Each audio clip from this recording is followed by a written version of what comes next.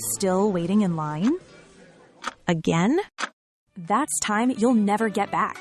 Save time and money with Stamps.com. Over 4 million businesses have skipped the line with Stamps.com.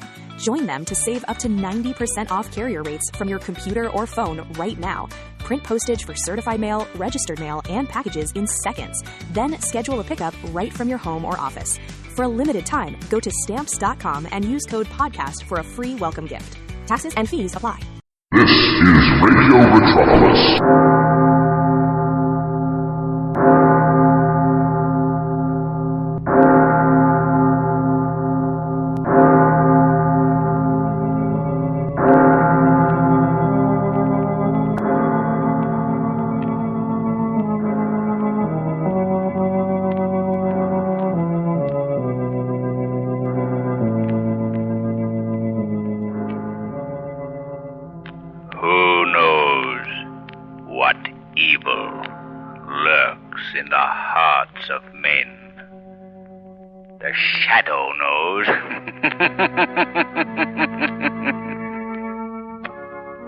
Welcome to the Shadow Radio Podcast here on Radio Metropolis. Tonight, Lamont and Margo investigate a mad scientist who uses a rival scientist's mechanical robot to take revenge on those who turned down his invention. This is called Inventor of Death, from November 12th, 1939, here on Radio Metropolis.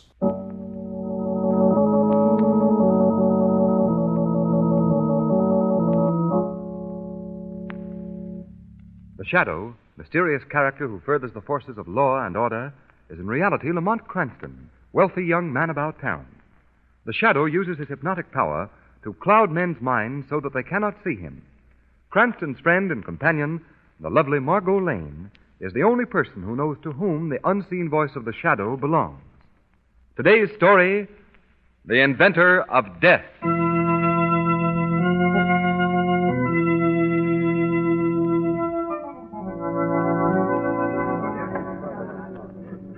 Lamont, this is really fun. I thought you might enjoy it, Margo. And you asked me to come to an exhibit at the Hall of Science.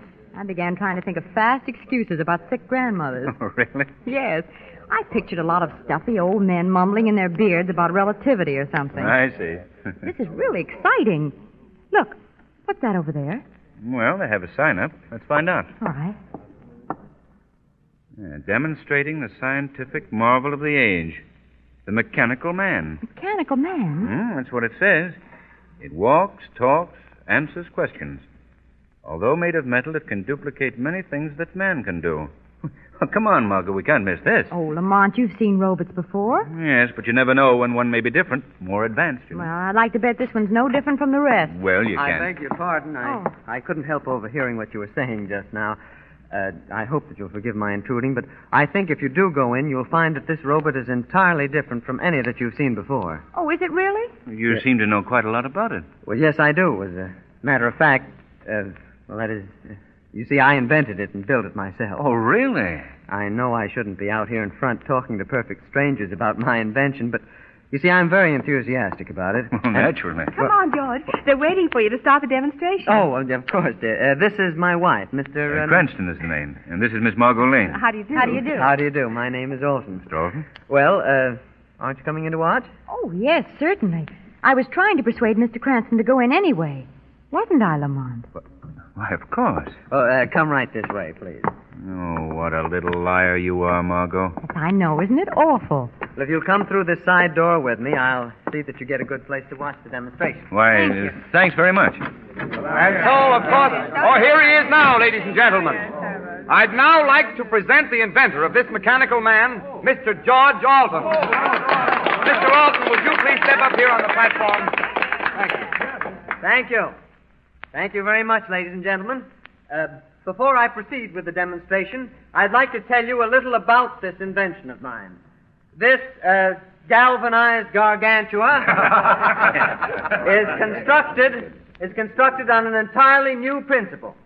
He is electrically controlled and can be operated by this small box here on the table.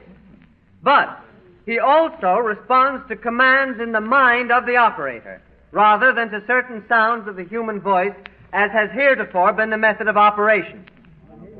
Now, I'll bring out the big fellow and give you a demonstration which I think will convince you that I have not exaggerated in any way. Oh, Lamont, do you think such a thing is possible? Well, in the realm of science these days, Margo, anything is possible. I suppose so. Lamont, don't you know it's rude to stare? Oh, was I staring? I'm sorry. That man over there in the crowd interests me. Who? The hunchback? Yes. You notice anything peculiar about him? Peculiar? Yes, I'm speaking of his size. Size? What do you mean? Have you ever seen a hunchback so tall?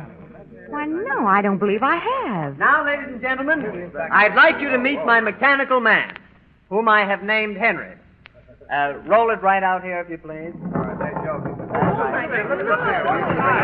Well, speaking of being tall, look at that robot, Lamont. It must be at least 10 feet high. That's right. I'm now going to order Henry to step down from this little platform that he's standing on. Now, you will notice that I don't give him any particular word. I just think the command, and Henry will obey. Now, watch.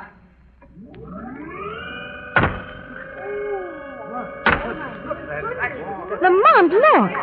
That thing stepped right down off the platform just as he said it would. Yes. I will now ask Henry to answer a few questions. Henry, how much is 2 and 2? 7 and 8. 15. That's right.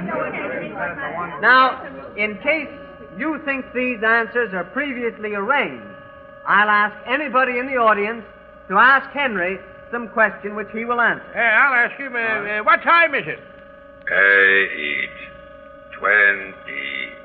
8 p.m.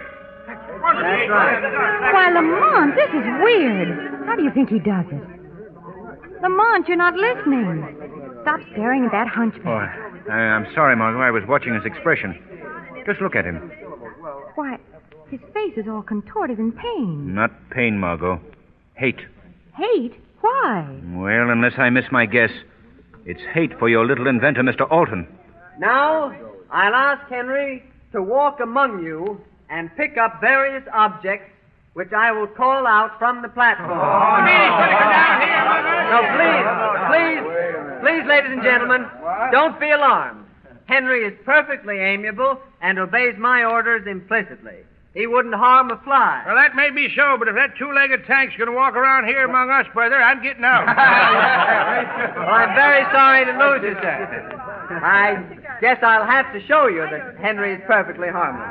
Lamont, if Henry toddles this way, harmless or not, you'll find me joining the parade to the exit. Margo. Ladies and gentlemen, please. Now, you see the young lady sitting on the chair at the other end of the platform. That is my wife, who is not afraid of Henry. Therefore, I'm going to ask him to walk over, pick her up in his arms, and carry her back to me. And you will find that she's none the worse for the experience. All right, Henry.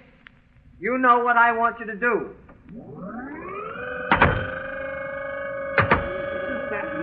She has more nerve than I have. That robot is almost human in its reactions, Margo. That's right, Henry. Look. That creature is picking Mrs. Alton up out of the chair. Oh, she looks so small and helpless. Come on, I'm afraid. Oh, I don't know why you should be frightened, Margo. Probably done this hundreds of times. See how he holds her in his arms? That's what he's trained to do. And now he walks with her.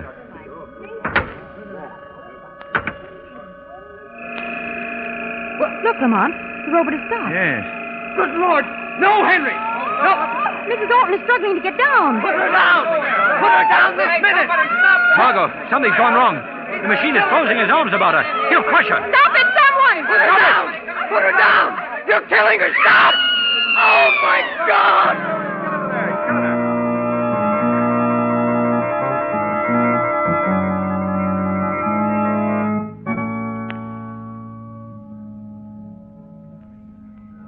Jim, I've simply got to get out of here. Darling, the police have ordered us to stay here. Lamont, how do you suppose it could have happened? I don't know, Margo. I don't like it. What do you mean? There's something behind all this. something sinister. Something perhaps for the shadow to investigate? Margo, please don't ever mention that name in public. Oh, I'm sorry. I'm sure no one could have overheard. You think so? Look behind you. Why, it's the hunchback. He wasn't there a minute ago. But I'm sure he didn't hear me. I hope not. Lamont! Look, the mechanical man. It's moving. Yeah, so it is. Its mouth is open. It's going to speak. The shadow must die. Oh, Lamont! Well, I'll be... Lamont, what does it mean? I haven't the faintest idea. Let me go! Let me go, I tell you! Mr. Alden, the doctor said... I don't care what the doctor said. I don't care what anybody said. I've got to do this before it's too late. Please, Mr. Alden. Go! Oh, look, Lamont. The inventor's going up to the robot. What's he going to do? He's smashing his invention to bits. The shock has put him out of his head. Margo, we've got to get that boy out of here.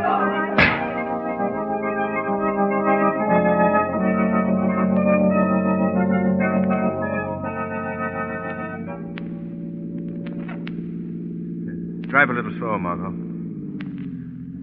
I think he's going to sleep. Oh, Lamont, the poor fellow. Yes. I imagine that outburst when he broke the machine relieved the nervous tension. He seems relaxed enough now. What a shock it must have been to him to see his wife killed in such a horrible accident. Yes. If it was an accident. Then you think it was murder. I don't know, Margo. I really don't know. Look, Lamont. Alton's eyes are opening. I think he's waking up. No. Where am I? What's happened? We're just taking you to a place where you can get some rest. Well, oh, I see. My wife. My poor wife. Easy now, easy. Mr. Alton, you've got to help yourself at this point. Myself? What does it matter about me? Mr. Alton, do you have any enemies? Anyone who might be jealous of you or your invention? Enemies? No. Well, unless Dr. Zaruga... Dr. Zaruga? Who's he? Well, he's an inventor. He devised a radio-controlled incendiary bomb which was turned down by the Army a year ago. It was too frightful a weapon to use even in modern warfare. Well, what has Dr. Zaruga got to do with you? What? Well, at the time the Board of Science accepted my invention for display, they turned down the robot invented by Dr. Zaruga. He was furious and... Oh, what does it matter now? What does anything matter? Why was Dr. Zaruga furious? He felt that he was being discriminated against in favor of others whose inventions were not as good as his. Made a scene about it. Then went back to his laboratory next to mine on Providence Street and locked himself in. He wouldn't see anyone for days. I see. One more question, Mr. Alton. This Dr. Zaruga, is he a hunchback? No. I believe he was at one time a high military officer in some European army. He was distinguished by his military bearing and piercing black eyes. Why do you ask? Oh, just an idea. I guess it wasn't a very good idea. Margo, see that car coming? Get over to the right-hand side of the road more. Lamont, something's wrong with the steering wheel. What? I can't control the car. Well, put on the brakes, quick. I can't. The controls are locked. Margo, you've got Look to out, die. we're going to crash!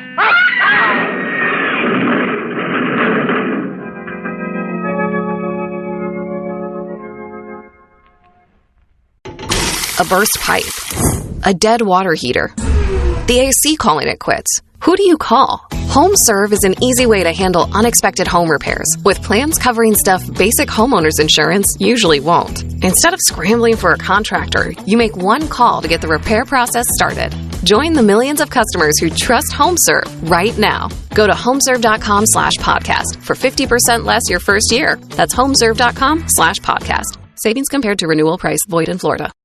Shipping, billing, admin, payroll, marketing. You're managing all the things.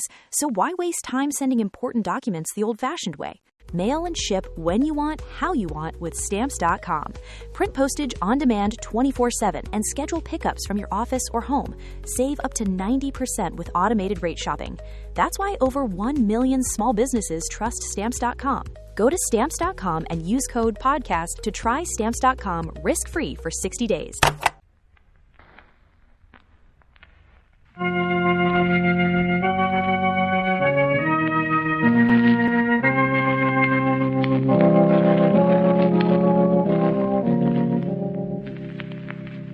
Dr. Yoon, how do you think Mr. Cranston's going to live, sir?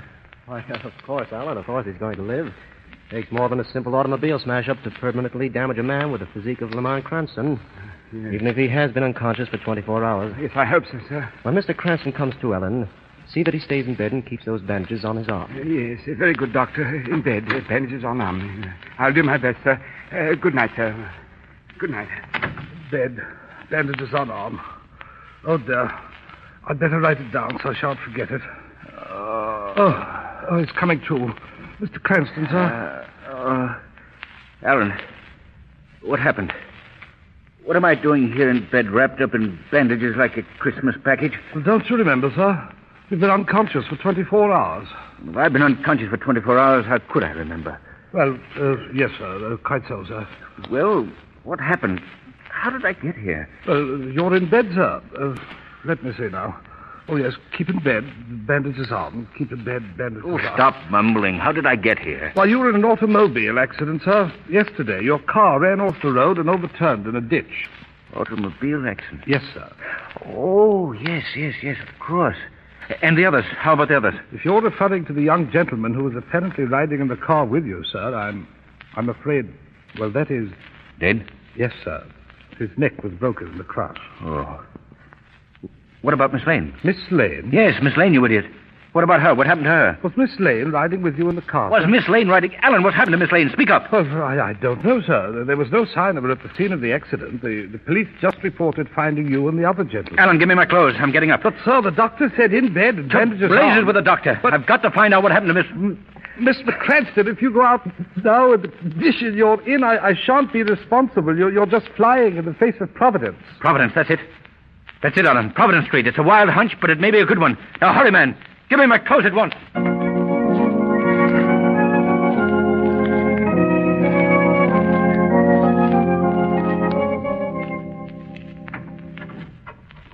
Oh, it's you. Yes, my dear. Dr. Zaruga, your humble servant. You were hoping for someone else, eh? I don't know what you're talking about. Oh, yes, you do, my dear Miss Lane. Why do you keep me here, locked in your laboratory? Why don't you let me go? Oh, you fiend. You inhuman fiend. Inhuman? Perhaps my character deceives you? I think you are being confused by my appearance. My hunchback. Oh. Why, you're not. No. That hump on my back contains the electrical equipment by which I not only control my own inventions, but those of other inventors, who unfortunately are not as brilliant as I am. Then you're not a cripple. No. No, I tricked them all. Silly fools. They wouldn't look at my inventions. So I caused your car to crash off the road, killing that little upstart orphan.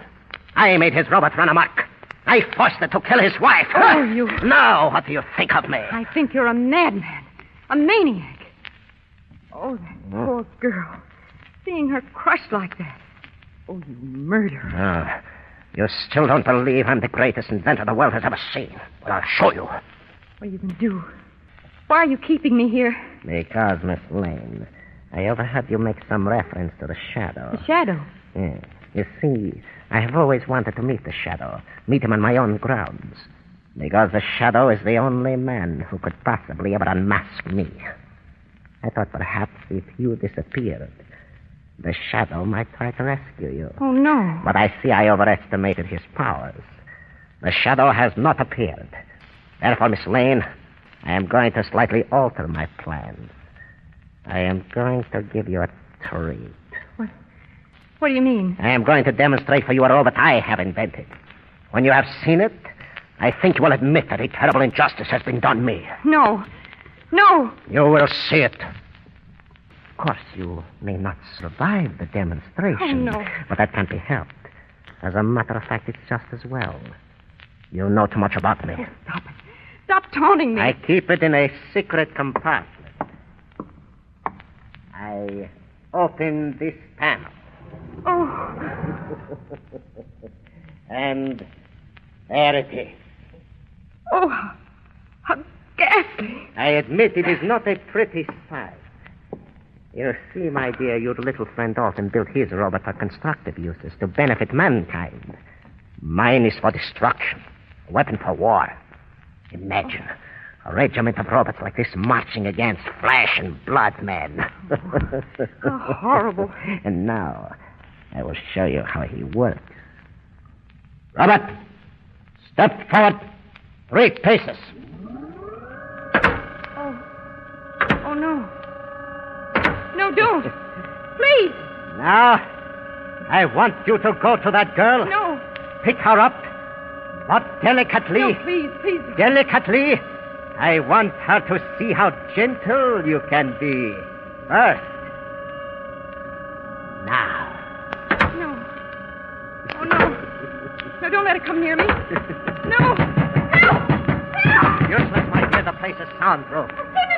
Don't waste your breath trying to run away. The robot is so devised that electrically he can detect a living person and will follow implacably until he catches up, or until I give the command to stop. Watch. Stop, robot! Oh, let me out of here. Very well. I'll open the laboratory door. Please, You can run over the whole house if you like. The robot will follow you till he tracks you down. It's all right, my dear. Now, just stand still. It will be over very quickly. Walk, robot. No. No! Now, robot, pick her up in your arms. No! That's it. Let me go! You do not like to be held in his arms. He's hurting me! Stop it! Do not worry, he won't crush you yet.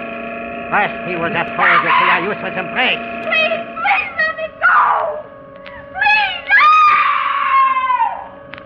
no! Oh, she's faint. Let her down, robot. Later you will hold her again. There isn't going to be any later, Dr. Zaruga. The shuttle.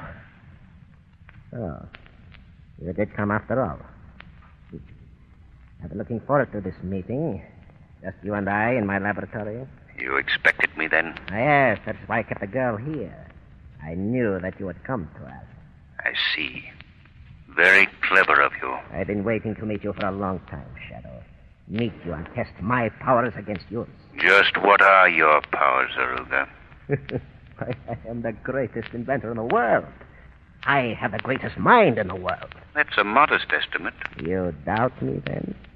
Perhaps when we are finished, you will think differently? Finished? With what? You will find out. You see that robot? He is my servant, my slave, obedient to my every command. He is not bound by human limitations. He can see you, Shadow. He can see you. Wherever you are in this room, he will find you. When he does, I think you know what the result will be. What? You will be crushed. Crushed to bits in his arms. You and the young lady, too. Dr. Zaruga, you've chosen a dangerous game. But let me warn you, 2 can play it, remember? You can't talk yourself out of this, Shadow. Robert, find this man. Rush him. I've warned you, Dr. Zaruga. You warned me. At last, Shadow, you've met your match. What avails man's mind against a machine? I agree with you, Dr. Zaruga. So I think we better eliminate the machine. Here, let go of me. What are you trying to do? I'm interested in knowing what's under your coat, Dr. Zaruga. No! Robert! Robert, help me! Let me go. There, your robot doesn't move very swiftly, does he? Now there. The coat off. Well, an electrical control box. Don't touch that box. Don't touch it, I say. So that's your secret, Doctor. This contraption was a hump on your back, which controlled the other robot that day at the fair. Give me that box. Oh, no, Doctor. You think you've gained the upper hand, eh, Shadow? Well, I'll show you. You are still my prisoner in this room. You can't leave here, and you won't ever leave here, ever. Where are your great powers now, Zaruga? I'll show you.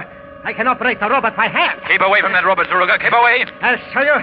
All I have to do is pick up this lever. No, Robert. You misunderstood. Not me. Not me, you fool. Help. It's got me. Let me go. Help. It's crushing me.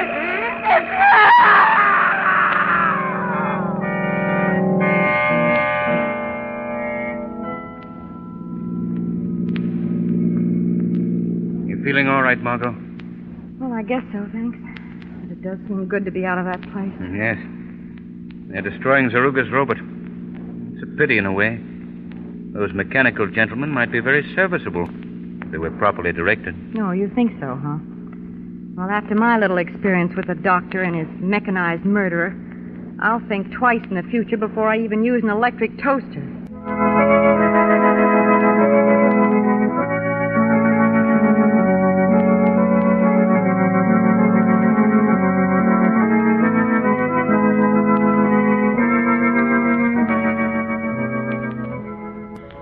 Today's program is based on a story copyrighted by the Shadow magazine. All the characters and all the places named are fictitious. Any similarity to persons living or dead is purely coincidental. The Shadow magazine is on sale at your local newsstand.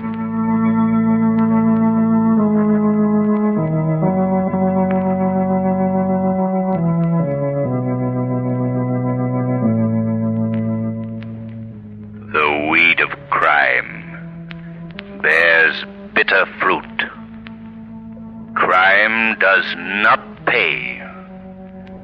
The Shadow knows.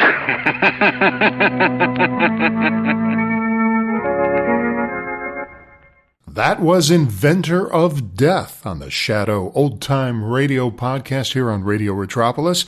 That was broadcast on November 12th, 1939.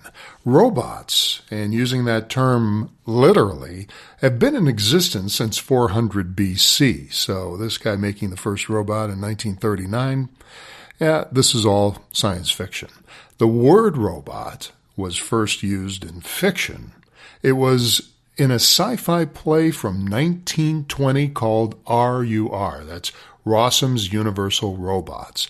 And it's written by the Czech writer Karol Čapek. The story was just as you imagine.